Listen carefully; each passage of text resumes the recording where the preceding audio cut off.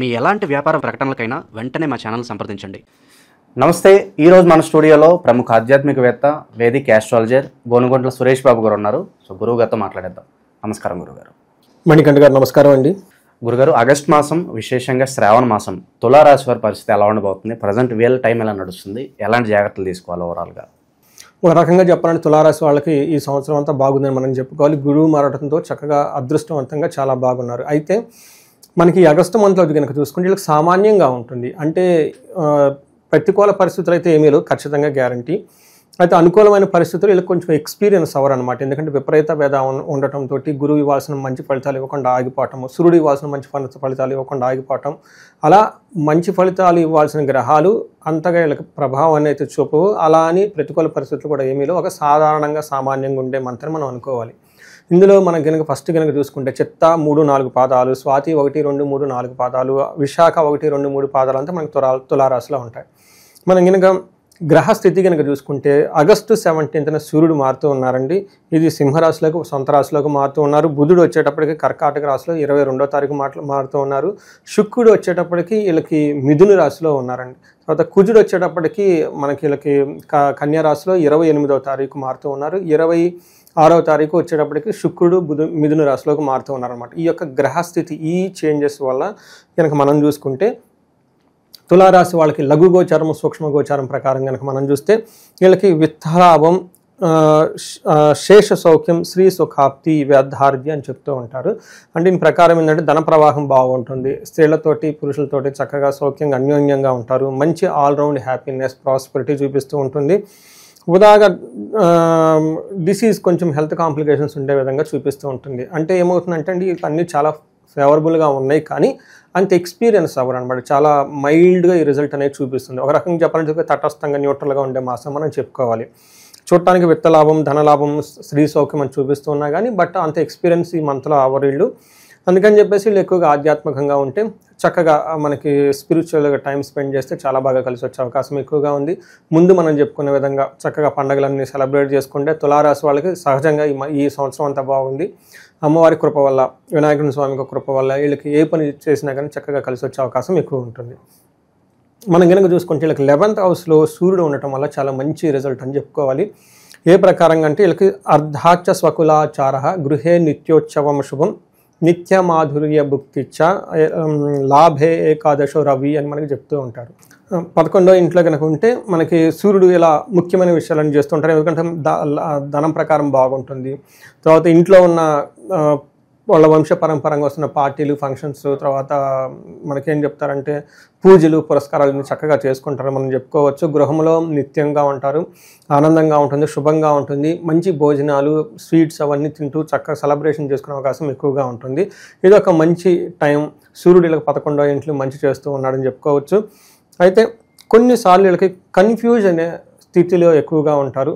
Bad strategy అంటే పెద్ద పెద్ద వ్యవహారాలు చేసుకోవడం అలాంటి విషయాల్లో కొంచెం కన్ఫ్యూజన్కి గురే అవకాశం ఎక్కువగా ఉంటుంది. అందుకని ఇది తటస్థంగా ఉండే వంతు అని మనం చెప్పుకోవచ్చు. అయితే ప్రేమ వ్యవహారాలు కానీ, లవ్, రొమాన్స్ విషయాలు కూడా అంత అనుకూలంగా ఉండదు. కొంచెం వాళ్ళలో గొడవలు అయ్యి ఆర్గ్యుమెంట్స్ వచ్చే అవకాశం ఎక్కువగా ఉంటుంది. మనకి కుజుడు కనుక చూసుకుంటే 12వ ఇంట్లో ఉన్నారండి. 12వ ఇంట్లో ఉండే కుజుడు అంత మంచిది కాదు. హాస్పిటలైజేషన్ చూపిస్తూ ఉంటుంది, ఖర్చులు విపరీతంగా చూపిస్తుంటుంది. అంతేకాకుండా కొంచెం వీళ్ళకి కానీ లేదంటే వీళ్ళకి తెలిసిన వాళ్ళకి రోగాలకు సంబంధించిలో హాస్పిటలైజేషన్స్ డబ్బులు విపరీతంగా ఖర్చు అవకాశం ఎక్కువగా ఉంటుంది. మనకి 12వ ఇంట్లో కనుక కుజుడు ఉంటే సంస్కృతంలో మహర్షులు ఏం చెప్తారంటే ప్రవాసం వ్యాధి పీడాంచ బంధువైరం ధనక్షయం, అంతేకాకుండా దేహ పీడాంచ సంచారం ద్వాదశ స్థానకే కుజ అని మనకు చెప్తూ ఉంటారు. దీని ప్రకారం కనుక చూసుకుంటే దేశాంతరంలో ఉండటం, వేరే ఊరికి ఫారిన్ అలాంటి వాటికి వెళ్ళిపోయి అక్కడ ఉండటము, రోగాల వల్ల బాధలు, బంధుద్వేషము, ధననాశనము, శరీరానికి పీడ, ఇవన్నీ చెప్తూ ఉంటారు. అయితే ధనం ప్రకారంగా అయితే కనుక బాగుంటుంది, కానీ వచ్చిన ధనం విపరీతంగా కోల్పోయే అవకాశం కూడా ఎక్కువగా ఉంటుంది అనమాట. మనకి 3 ముఖ్యమైన గ్రహం కనుక చూసుకుంటే శుక్రుడు 9వ ఇంట్లో ఉండి భాగ్యాన్ని, లక్కును తీసుకొని వస్తున్నాడు అని మనం చెప్పుకోవాలి. సో ఇందాక మనం సూర్యుడు చాలా చక్కగా ఉపయోగపడుతున్నాడని చెప్పాము. అలానే కుజుడు వచ్చేటప్పుడు మిక్స్డ్ రిజల్ట్, కొన్ని చోట్ల బాగున్నాడు, కొన్ని చోట్ల బాగలేదని చెప్పుకోవచ్చు.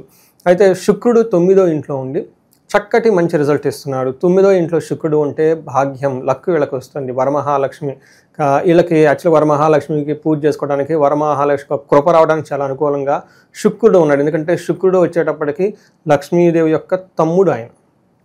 అందుకని మనం శుక్రవారం జరుపుకుంటాం అనమాట. తమ్ముడి మీద ప్రేమ ఉంటుంది కాబట్టి ఈ గ్రహం వీళ్ళకి అనుకూలంగా ఉండటం వల్ల చాలా మంచి లాభం జరిగే అవకాశం ఎక్కువగా ఉంటుంది.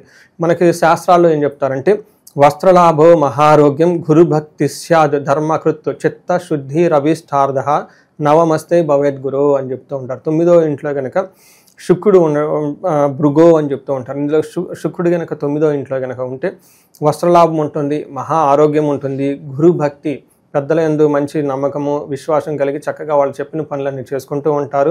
స్వధర్మకృత్ వాళ్ళ ఇష్టానుసారం మంచి మంచి పనులు చేస్తూ ముందుకెళ్తూ ఉంటారు. మంచి మనసు ఉంటుంది అని మనం చెప్పుకోవచ్చు. ఈ టైంలో లవ్, రొమాన్స్, ప్లెజర్కి సంబంధించిన వ్యవహారాలు కూడా బాగుంటుందని మనం చెప్పుకోవాలి. అంటే మనకి ఆల్మోస్ట్ ఒక 70 to 80% వీళ్ళకి చాలా పాజిటివ్గా ఉంది. ఎక్కడైనా ఏదైనా కనుక నెగిటివ్గా ఉన్నా కానీ ప్రతికూల పరిస్థితులు ఉన్నా అవి ఇమ్మీడియట్లీగా సర్దుమడిగి మళ్ళీ అవి కూడా అనుకూలంగా మారే అవకాశం ఎక్కువగా ఉంది ఈ రాశి వాళ్ళకి. ఓకే, ఇక గురుగారు ఈ రాశిలో ఏ నక్షత్రాల వాళ్ళు ఉంటారు, పర్టికులర్గా వాళ్ళకి మంత్ ఎలా ఉండబోతుంది అంటారు? మనకి చిత్తా, స్వాతి, విశాఖ 3 నక్షత్రాలు ఇందులో ఉంటాయండి తులారాశిలో. చిత్తా నక్షత్రం వాళ్ళకి కనుక చూసుకుంటే ఫారిన్ వెళ్ళాలి అనుకున్న వాళ్ళకి చాలా చక్కగా అనుకూలంగా ఉంటుంది. తర్వాత ఫారిన్లో స్టే చేసిన వాళ్ళకి కూడా చాలా చక్కగా అనుకూలంగా ఉంటుంది. వీళ్ళకి పార్టీలకి, ఫంక్షన్లకి అటెండ్ అయ్యి చక్కగా హ్యాపీగా ఎంజాయ్ చేస్తారు. ఈ మంత్ అంతా లాభప్రదంగా ఉంటుంది అని చెప్పుకోవాలి. అయితే కొంచెం హెల్త్ కాంప్లికేషన్స్ వచ్చే అవకాశం ఎక్కువగా ఉంది. ఇది కూడా 17th ముందు వచ్చే అవకాశం ఎక్కువగా ఉంది.